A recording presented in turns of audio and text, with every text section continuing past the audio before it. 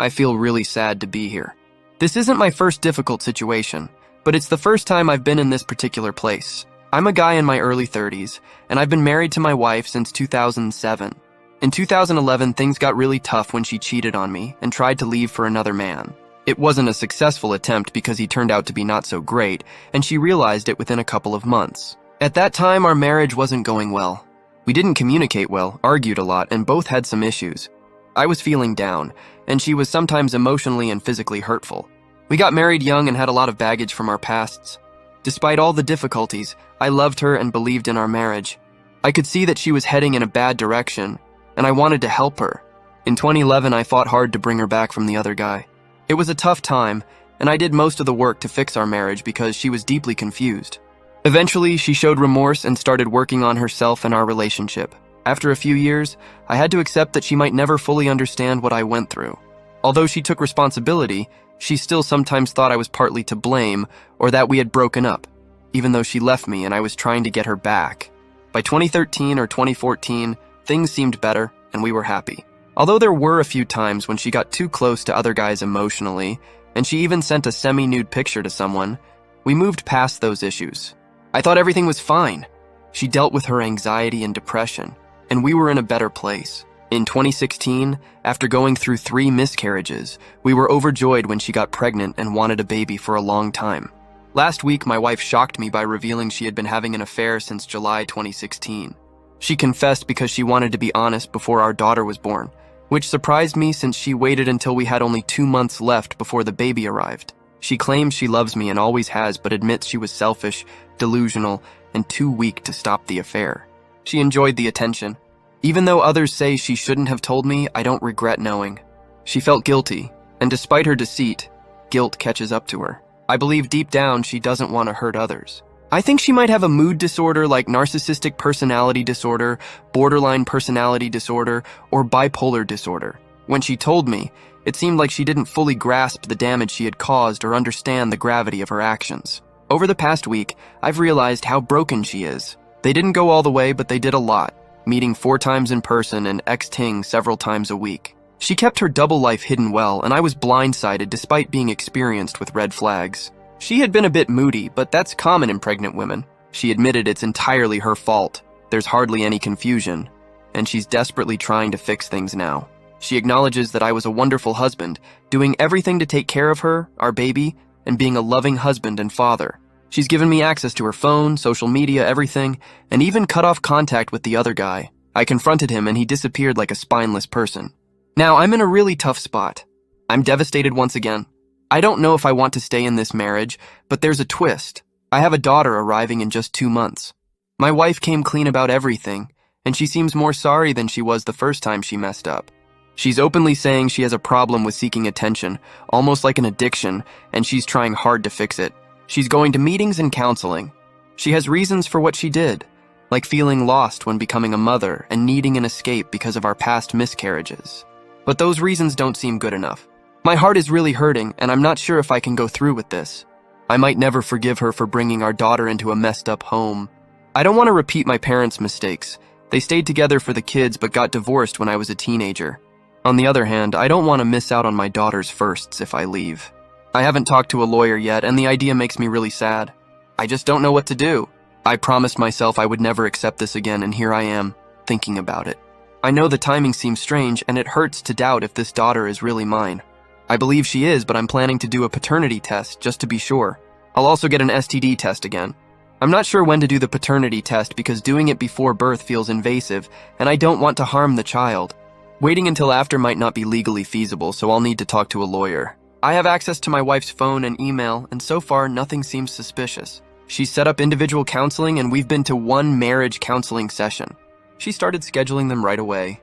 Her excuses for what happened are pretty bad, and I can analyze them a lot. She's addicted to attention, the honeymoon period, and making her own mistakes. She really doesn't like herself deep down. It's going to be hard to tell if she's truly sorry or just being manipulative. That's why I'm in a wait-and-see mode. One of the big problems is I might never be able to trust her again. I have to prepare for the possibility that she really wants to reconcile, and that my daughter is mine. If that's true, then I need to figure out if staying is worth it and if my wife is really committed to changing. But what about my daughter? Do I break up our home and miss important moments, or do I tough it out for a while and see if things really change? I know it's crucial to focus on healing and insisting on love and respect for myself. Before the baby is born, I'll get a paternity test. My wife has offered to schedule it and cover the cost herself. Despite the problems I've described, she's successful and talented, not a complete disaster, even though it might sound that way. The paternity test can be expensive, around $1,500, and with potential divorce lawyer costs, it's a lot of money. But it's necessary, and I'll find a way to manage it. I understand the importance of the DNA test, and I'm not naive to ignore it. It's a tough realization, but there are reasons for me to believe the affair didn't start until after the pregnancy. Still, I need to know for sure. If paternity is proven, at least I can plan accordingly. My plan changes significantly if the daughter isn't mine. I'll consult with a lawyer and move on. If the daughter is mine, I'm still uncertain about reconciling and how to stay involved in her life. The $1,500 for the test is small compared to potential child support, and I appreciate any help with finding a place for the test. I'm more composed now than I was this morning. I talked to my wife, and she agreed to the paternity test, even encouraging it. She says she has nothing to hide and is certain it's mine. However, I've learned not to trust everything, especially considering her ability to compartmentalize during the affair. Regarding the question about physical abuse, there were instances in the first 5 years of our marriage, but she has improved with counseling and hasn't had any issues for about 5 years. I believe our daughter will be safe, but I'm keeping an eye on things. I'll be in limbo for a while, waiting for the paternity test, the baby's birth, and to see if my wife can truly change. It's only been a week since everything came to light. These next few months will be challenging, and my emotions are all over the place. She's trying harder than ever, openly admitting she's a broken person who needs help. She has appointments for individual and marriage counseling, but she doesn't know I'm planning to consult with a lawyer, just in case. It really hurts to see it spelled out so clearly, but I know you're right. My wife is someone who cheats repeatedly. We talked about it last night. She's aware of it. I can try my best to demand honesty, but how do I know if she's really telling the whole truth? I've looked at her phone messages, checked call records, trying to piece together dates. For some things, it's just her word against nothing. No proof, no way to be sure. That's tough for me to handle. Her counselor yesterday confirmed she's a serial cheater and suggested she might be bipolar, sending her to a psychiatrist next week. I'm not sure if this counselor can be direct enough with her. I'm uncertain. The details for the paternity test are being sorted out today. I might not know the answer until the baby is about a month away. I need to figure out how involved I want to be in the late-stage pregnancy and the delivery. I don't want to be there to support her, but I also don't want to miss the exciting moments like feeling the kicks. It's a tough situation. The phrase, "fool me once," doesn't feel accurate, and even my own name doesn't feel right anymore. I can't know anything right now. I'm a mess. I'm trying to handle this and prepare for the possibility of being a father while not falling apart or causing harm to myself or my daughter. It feels nearly impossible. I'm looking for a counselor as soon as possible to navigate through the whirlwind of emotions. Meanwhile, my wife is apologizing, crying, and doing everything to make things right, scheduling counseling, paternity tests, joining groups. She's even going to a ex-love addicts group. She's trying to be sweet and kind, doing things like making breakfast at 4 a.m. when I go to work. It makes me pause and wonder if we can get through this. We had a good life, a cozy house, decent jobs, a close group of friends. We were best friends. I was happy. But now it feels like a lie, at least one part of it. I'm being honest here. I know how bad the situation is, and I'm a wreck. The facts make it seem almost certain that reconciliation is impossible. If that's the case, I don't know when or how to divorce to minimize the damage to this innocent child. I expected not many people would have a situation like mine. It doesn't make sense, it's like a crazy TV show. But it's my life. The first major affair was similar. My wife tried to leave me for one of Sir Mix-a-Lot's associates. Seriously? What planet am I on? It's so absurd, I almost have to laugh at the craziness. And yes, I should have ended things in 2011. I did a lot of research into borderline personality disorder back then, when my wife had panic attacks that were more like psychotic episodes. I even suggested she might be borderline, but thankfully, I backed off and she forgot about it. She went through a lot of therapy, took medication on and off, and eventually got a handle on her anxiety or whatever it was. It's been at least 5 years since she had those meltdowns that made me think she might have borderline personality disorder, BPD, early on. The counselor I saw during those first few years suggested she might be borderline, but not quite. We've been happy, or so I thought, for a long time, and I haven't thought about it for years. Now that you've mentioned it, I might have to explore this again because it's still a possibility. She shows some symptoms of bipolar disorder and some of BPD, but she's functioning at a high level now. and it's hard to tell. I had no idea about this affair or the brief emotional affair a few years ago, so I don't know what to believe. I was oblivious, and that hurts. No matter how well she hid it, I feel like I should have known somehow. So far, she hasn't faced many consequences. I, her perfect husband, stopped doing everything around the house because I can't bring myself to do any work or baby prep. I might not be able to help much during labor or birth, and I might not even choose to be in the room. I don't know. Few consequences overall, and there's little I can do except leave. If the baby is mine, which I believe it is, my decision becomes a nightmare. Do I stay? Do I help? Do I divorce right away and co-parent? The paternity test is on its way, and I should have an answer in 2-3 weeks. She hasn't resisted therapy at all. She has a plan, going to Celebrate Recovery, SLAA, XT Love Addicts Anonymous, as well as individual and marriage counseling. 4 different paths. I don't know if it will accomplish anything, but she seems more sincere than ever. Of course, it may not mean anything. Rearranging the deck chairs on the Titanic, indeed. The other man wasn't married. He has a girlfriend, but I don't know who she is, and finding out might cause problems. I'm not ready to reveal this to everyone yet. If word gets out, my friends and family might disown her, making parenting or potential reconciliation much harder. None of the other men involved in these situations are married. In the affair in 2011, I did reveal the other man's relationship with his live-in girlfriend, though reports say they weren't really together and just co-parenting anyway. Setting money aside for a polygraph is hard. Unfortunately, I have to think about finances.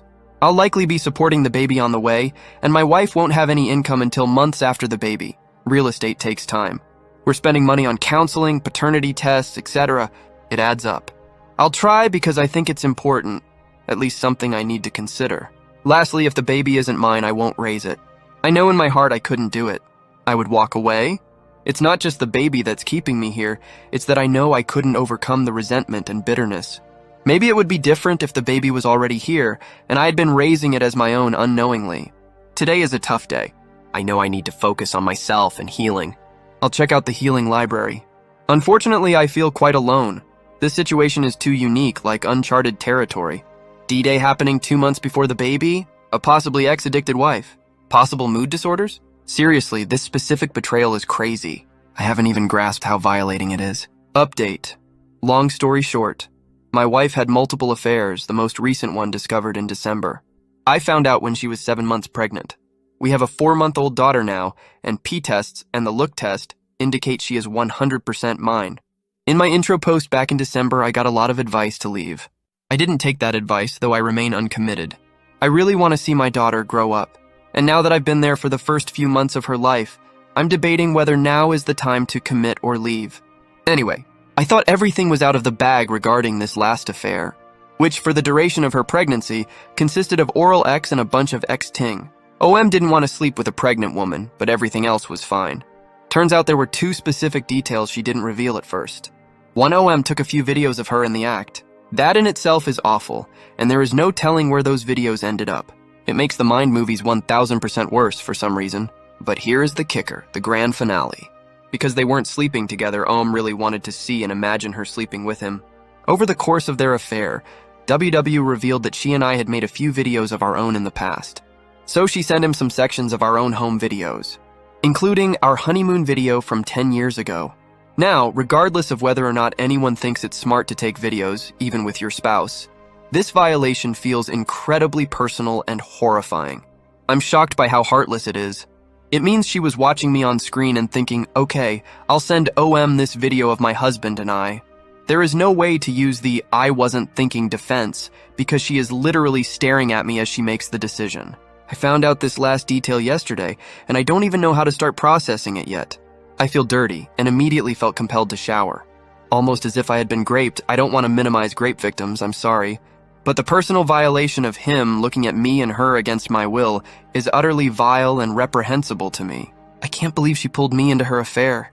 But our honeymoon video from 2007, we were just young'uns. Seriously? I feel like she managed to go back in time and cheat in our past also. Is nothing sacred to this woman? Clearly not. In any case, yeah. I don't know where else to turn to vent. I'm just flabbergasted at this, and I'm guessing nobody has experienced anything quite like this. WW is indeed interested in R. She's been going to SLAA weekly, and has been basically confirmed as some kind of love relationship addict. She's been going to IC and has been truly bending over backwards to make this work. But yeah, multiple affairs over 10 years is not something I'm excited about working through. Unfortunately, the alternative is leaving my infant daughter. Not an easy place to be. She's always been focused on her appearance, especially since she worked as a musician and spent a lot of time in the spotlight. Being pregnant triggered some self-esteem issues for her, and she sent the other man a video of her younger self when she felt more attractive. It's a tough blow for me because those videos are our most private moments from when we were newlyweds. I told her it feels like I might as well have cheated with him myself. I worry about the possibility of someone stumbling upon these videos in the future and the lasting damage it might cause. I'm certain my daughter is mine. I did a prenatal test that confirmed it and she looks just like me. I've been skeptical about the no-ex claim, but at this point, I've accepted that I may never know for sure. The extent of the betrayals, regardless of the details, is bad enough. My wife is taking steps to address her issues. She's attending support groups, getting counseling every week, and has quit the bands she was in. She's even considering being a stay-at-home mom to keep our family together. I gave myself a 6-month time frame to see how things would unfold with our newborn daughter, and I'm currently at month 4. This latest betrayal has made me reconsider my leaning towards reconciliation. It feels like she went back in time to cheat on me as a newlywed, violating our wedding vows and me in a very personal way. It's sickening, and it might be too deep for me to consider rebuilding our relationship. Leaving means I'd only get to see my baby daughter half the time, and I'm not in a good place to be a single working dad during the time I do have with her. It's a tough situation, and I really don't like it. Staying is the only way I can have a say in my daughter's well-being, but getting full custody is unlikely, and I'm not sure if I could handle it on my own without much family nearby. Whether sharing a video like this is a crime is currently being debated. People have been sued for videos being posted, but I'm not sure if simply sharing it is a crime. Either way, it's very foul and despicable. It shows how low she was willing to go to please the other man. I spoke with my therapist today, and he basically said not to make any rash decisions. Being in shock after an exposure like this is normal, and I'm definitely in shock. This feels like a completely different kind of betrayal than the affair itself, and it seriously complicates the emotions and recovery, let alone reconciliation. It's hard to imagine much worse that she could do. Right now, I'll take some time to work through my emotions and figure out what I'm feeling. There's no place in my head for this to go. My mental file cabinet doesn't have a folder for this, even though I have a fully stuffed folder labeled affair stuff. This betrayal, this violation, is beyond my understanding. Hi everyone, looks like I misunderstood. I only have one child, not another on the way. My wife was 7 months pregnant in December when I found out about the affair she'd had for most of her pregnancy. That child is now born, and she's my only daughter, aged 4 months. It's funny you mention your friend from years ago who was all about the attention. My wife first described this as some kind of addiction to attention, which a counselor in SLAA basically said is X addiction. Lots of X addicts aren't in it for the X. They are in it for the validation, attention, and their deep need to feel wanted. That is my wife. Anyhow, the final twist in this saga is my wife's current therapist has said she's likely borderline or has borderline tendencies. Yay. She's high-functioning and has learned to handle most of her BPD episodes, but early in our marriage, she was a handful, to say the least. My therapist says I likely have PTSD from those early years. Back to the main point. Everyone is right about me figuring out if I can stay with someone who needs to struggle hard to avoid this behavior, and how maybe separating could be better for our daughter in the long run. I get that. I'm questioning whether staying is worth it or the best choice. She has a sponsor, is deep into a 12-step program, goes to individual counseling weekly, and we're also doing couples counseling. I see that she wants to change and talks about the old her and the new her. But it will take a long time before I feel hopeful or can commit. I just don't know right now. I'm not sure if I'm considering reconciliation or not. After this last revelation, I'm not making any decisions. This feels like rock bottom. She's an addict and claims she's committed to recovery. When I think about how she showed our videos to OM, I picture a heroin addict in a dark corner, shooting up, completely disconnected from life and anything good, any higher power. I have a 4-month-old daughter to think about, and I want to see her grow up and spend time with her. As my therapist said yesterday, this complicates things. A lot. This refers to the stuff about the videos, the last piece of the puzzle that I found out about a few days ago. It's complicated. Today I'm just dealing with the feelings of being horrifically violated. I'm not making decisions or thinking about the future. I'm trying to get through today without breaking anything, pounding on OM's door, smashing his phone, or packing up and hauling off across the country. Made it through another day, but the reality of how awful this video garbage is. It's one thing to make videos of her and OM. It was his idea, not hers, but still. That's painful on its own, knowing this jerk has videos of him and her. Who would want video proof of their cheating, by the way? That's just flat out stupid, on top of the obvious pain it causes for the person being cheated on. But the videos of us? How twisted is that? Including our honeymoon video, which basically destroys any semblance of anything sacred we had from before her first affair in 2010, 2011. It's incomprehensible. I am definitely still in shock, but this is an angry day. We have couples counseling tomorrow. The therapist has been pretty grounded, so I'll be interested to see what she says about this. I'm not blowing this out of proportion, right? Sending OM videos of us is really incredibly vile and twisted, right? I feel like I'm going crazy and don't even know which way is up today. Okay, I agree it's a terrible form of betrayal. I do feel like I was an unwilling participant in a three-way or violated. I feel disgusting. I can't shower enough to make myself feel clean. I'm not supposed to make any decisions while I'm in the early stages of trauma. Apparently that's what my IC said, but today, I really don't want to stay. Even if I have to stay, I'll have to deal with the emotional fallout of this, but not like this. This might be too much. Counseling is in a few hours. I hate looking forward to anything too much because I get disappointed, but I need something to look forward to, and I'm looking forward to counseling. I don't know what it can do, but even an opportunity to talk about this without WW getting tired or defensive will help. I'm struggling just to make it through a few months at a time without being overwhelmed with anger or hurt. Just to be clear, there hasn't been any physical abuse. My WW has never gotten physical. Not really. I'm not 100% sure this video stuff is a deal breaker for me or not. I think I'm waiting until I'm not so immediately crazy to decide, and that's what the IC was saying. Since prior to the video stuff, I decided to try and work through it, I shouldn't necessarily change my mind in an immediate and rash way. You know, I wish it was that easy to just up and walk away. I think we all know it's tough. I'm sitting here with my 4-month-old daughter who is just learning to crawl, and she looks up at me and smiles. If I leave, I am almost guaranteed to miss at least 50% of these moments, and possibly far more. WA is a no-fault divorce state. Of course, she needs good role models and healthy parents. If I'm insane, I'm neither. But giving up and walking out literally means I give up at least half my life with my daughter. As a little extra background, for better or worse, WW had 3 miscarriages over the last 2 years before our daughter was finally born.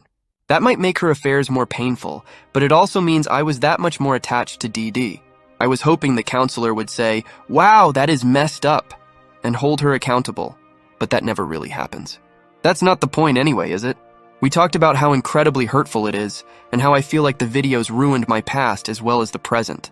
But really, the counseling just kind of focused on what we could do to help me process things and take care of myself. Getting more alone time, having WW take the baby more often so I could get some exercise or see friends, etc. It all feels a little empty and too little too late. Edit. Oh yeah. Both her individual counselor and our marriage counselor have said that shame will only make her feel worse and more likely to act out. And I get that shaming beating her down will not do any good.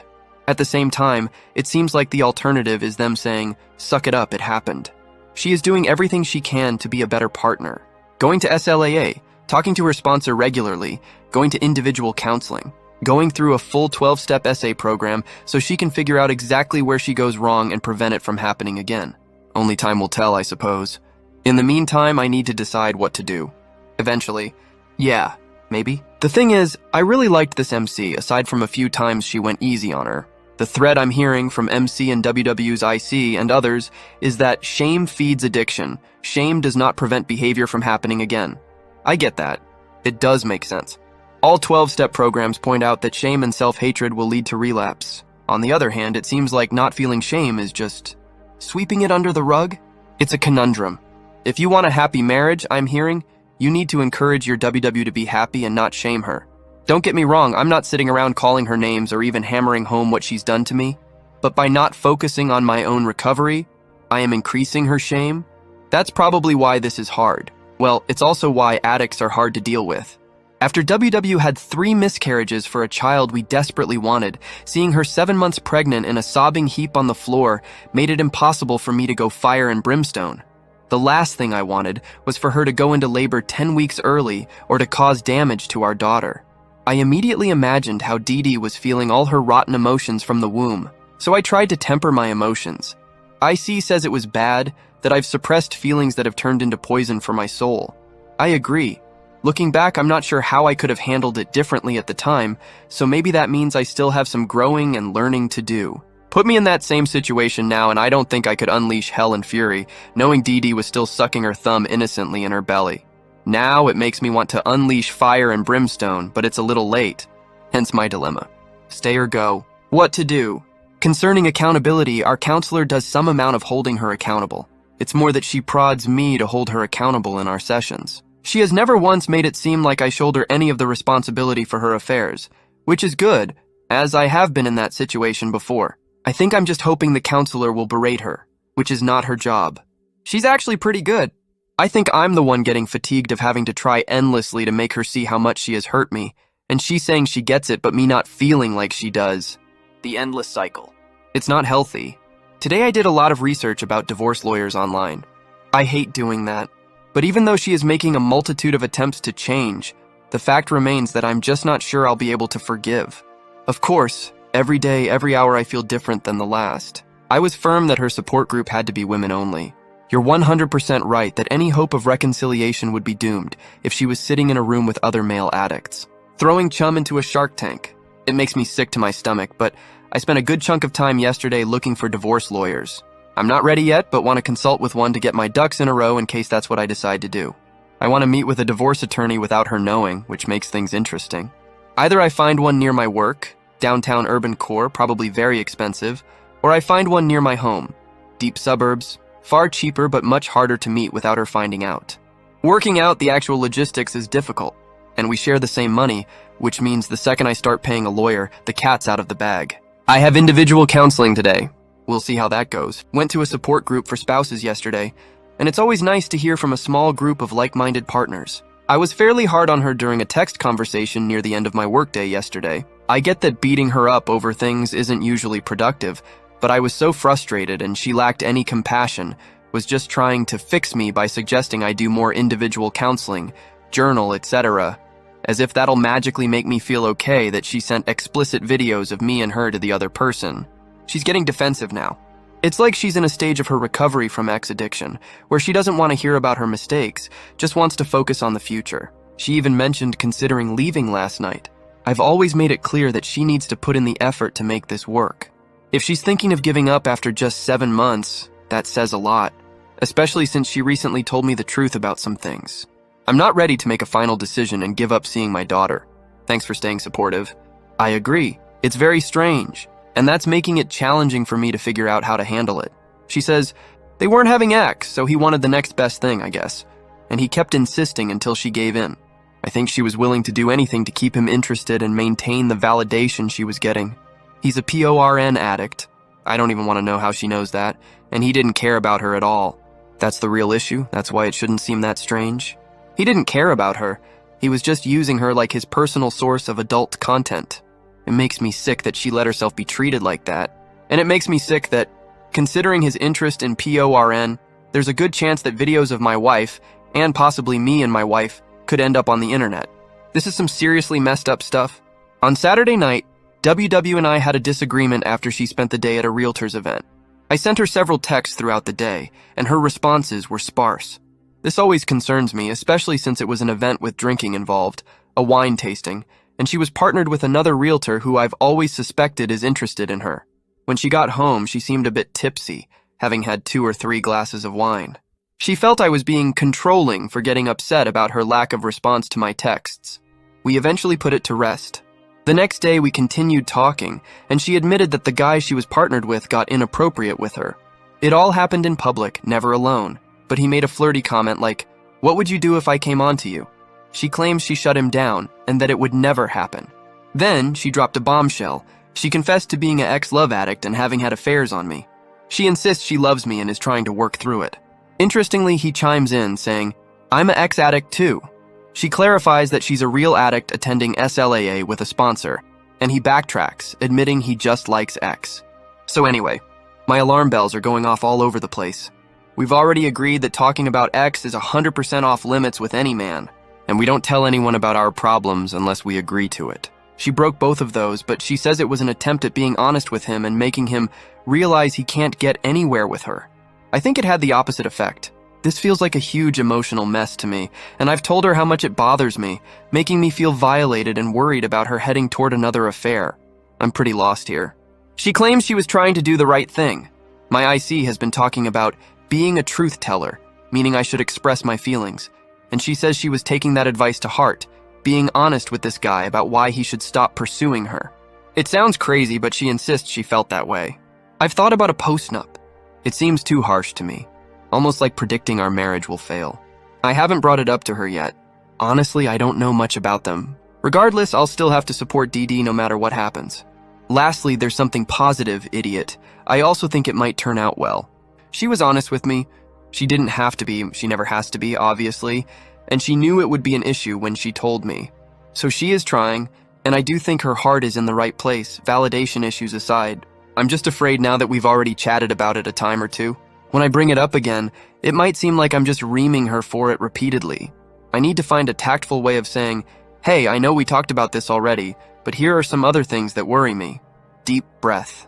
Okay, so I'm getting some good insights here. I just can't quite think she's that malicious right now. I just can't. She's working too hard. Part of WW's issues is that she sends signals to everyone that she's interested. She doesn't even realize it anymore. It's a habit or second nature. She is meeting with her sponsor weekly, going to SLAA, and talking to an IC to break that habit and understand how her words and actions come off to people. I still believe she is often genuinely clueless. I mean, I watch her interact with people and have seen her accidentally draw people in a million times. She doesn't realize she is charismatic. She doesn't realize that asking questions shows interest and will draw people in when she has no interest in chatting.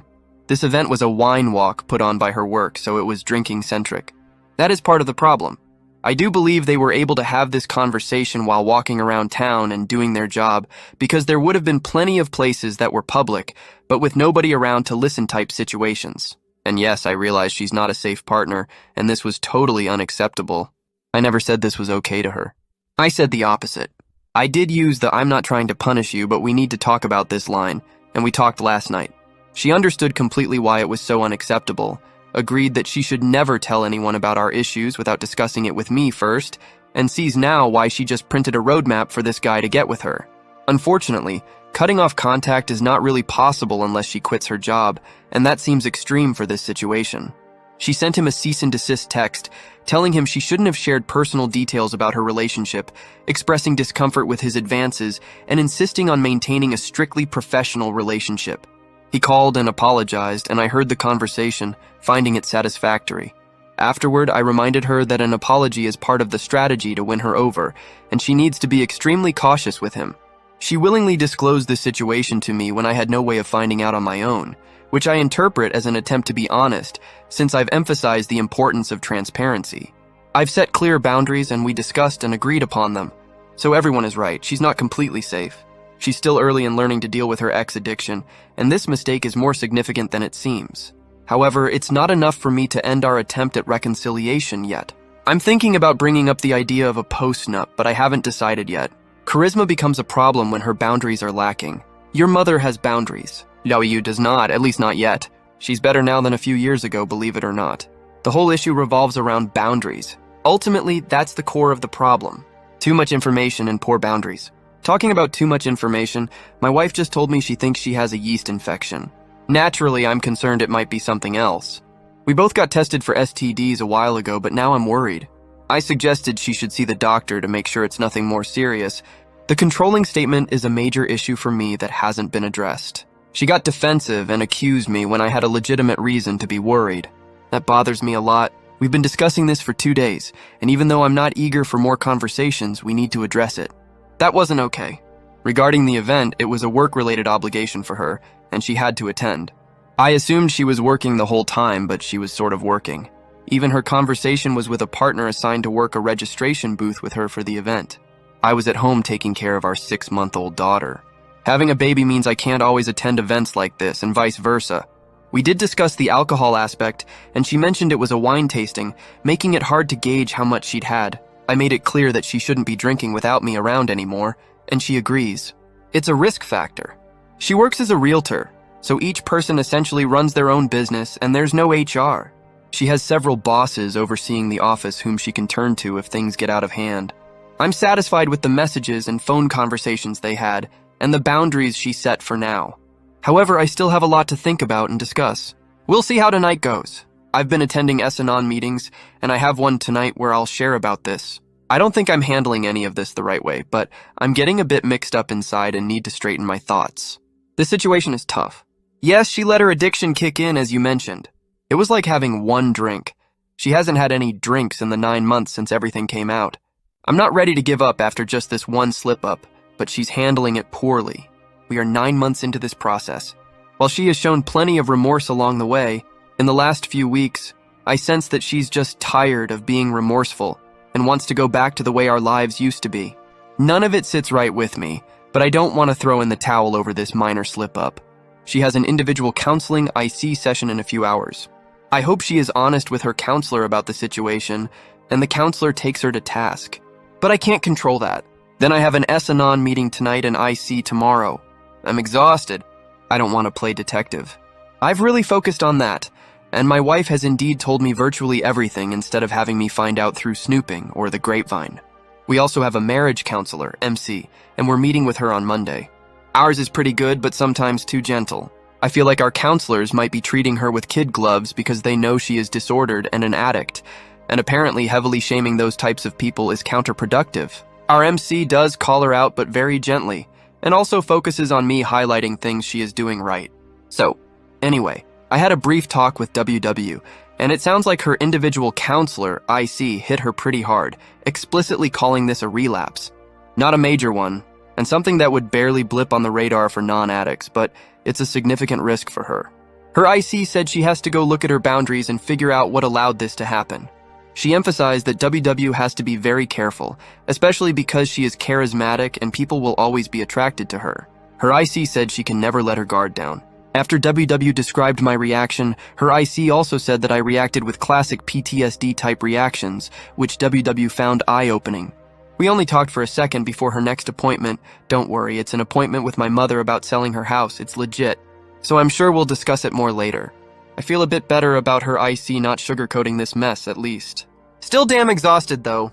My IC often says I don't seem angry either. I think I just keep it inside pretty well. Actually, way too much. Until it boils over. But yeah, if I don't seem like I'm insanely angry at this, it's because I've probably become kind of numb to the atrocious things WW has put me through, and this ranks low on the list in terms of severity. In some ways, I'm still coasting through the plane of lethal flatness. To be honest, a small part of me is hoping she'll cheat again, which would be a 100% certain nail in the coffin for our marriage. I don't really want that, but it would make my decision easier. I have come to a place where I'm okay with divorce. I just really don't want to. As far as consequences, I don't know. I didn't explicitly lay any out. A few months ago, I gave her a list of boundaries. Some were deal breakers and some were might lead to divorce. This was a might one, and clearly, I'm not divorcing yet.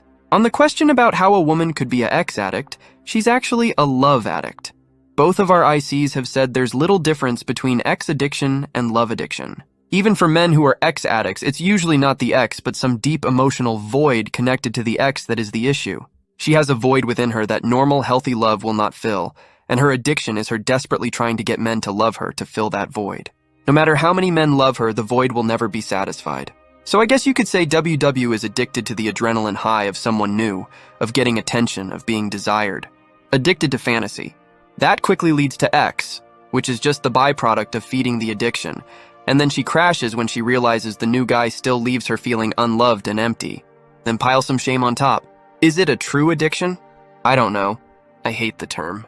There are all kinds of chemical reactions that are similar to the chemical reactions of those addicted to substances, though. You could say it's just an excuse for bad behavior. That's what I used to think. And that's fine. Or call it an addiction to ego kibbles. She spent a decade as a lead singer, being showered with ego kibbles that helped distort her view of what love and affection really are. But the addiction was there before that anyway. Foo and personality disorder issues. Anyway, I'll stop now. I've just been finding out a lot of stuff about this over the past 9 months. I've been learning about the Cartman triangle, the victim-rescuer-persecutor triangle. In our marriage, she plays the victim, and I tend to be the rescuer. I've known this for a while and tried to break away from it. The victim-rescuer dynamic started with her panic attacks, and I've worked hard not to enable it. But now I wonder if I might be enabling her addiction, which was hidden beneath the surface. I need to think more about this. I don't have addiction issues, but my father was an alcoholic, and I struggle with some codependency. I should discuss this more with my IC. Comment from a reader. I hope one day you find your limit in this endurance test. You must be really tired. Original poster's response. Your comment makes me sad. I hope I find my limit too. I've been resilient my whole life, facing challenges on my own since 16, putting myself through college without needing support. But this is wearing me down. I've been through hell and back more than once. I deserve happiness, and sometimes I'm not sure what happiness is anymore. You're right. She's sorry, but her getting tired concerns me. We all have a right to get tired. She has an infant, a demanding job, and has been in ICMC and a 12-step program. It's a lot, confusing and emotional. But is she just going through the motions? Is there true remorse? I wonder if she has the empathy to feel it right now or understands what true empathy is. I don't want to end the reconciliation when she's working this hard, but I need more time to see if she's displaying true remorse or something else. It's complex and challenging to unravel this. I feel sorry for your aunt with 8 marriages. Yikes. My wife says she doesn't think or remember being joyfully abused as a child, but I think she was. Her parents were unstable, bringing home strangers, and she admits some probably did things to her. I'm concerned about Dee Dee if I leave, losing control over who WW brings into the house. She doesn't want to be like her parents and loves Dee Dee, but I worry her behavior could affect us in ways that I couldn't forgive myself for. She says she'd stay in treatment even if I leave, but I have no way to guarantee that. It's interesting that you brought up what happens when our daughter gets older. I'm not sure if my wife will be upset about that, but we do have a cute daughter now, and she might be attractive when she's older. My wife is proud of that, but who knows what happens later on. I live in the PNW and actually had classes with Amanda Knox, if anyone remembers her. Her mother was a teacher at my elementary school. Apparently, they had weird mother-daughter issues with jealousy, similar to what you describe. Anyway, MC tomorrow. We'll update more later, including some thoughts on enabling. I also don't know how I wade through this hell. I'm a resilient guy to my own detriment. Okay, more thoughts. I might be enabling my wife. I know I was earlier in our marriage. In some ways, I might still be enabling her now, but it's really hard to break out of those patterns, especially with the added confusion of having a young daughter. How do I not enable my wife by occasionally watching our daughter while she's off working? These things are hard to negotiate in a normal marriage, regardless of infidelity. It doesn't feel like enabling, but maybe it is. These are things I probably need to discuss with my IC. It seems like my wife has genuinely been trying to use her diagnosis to understand herself, change her behavior, and become a better person. I believe this. She's trying.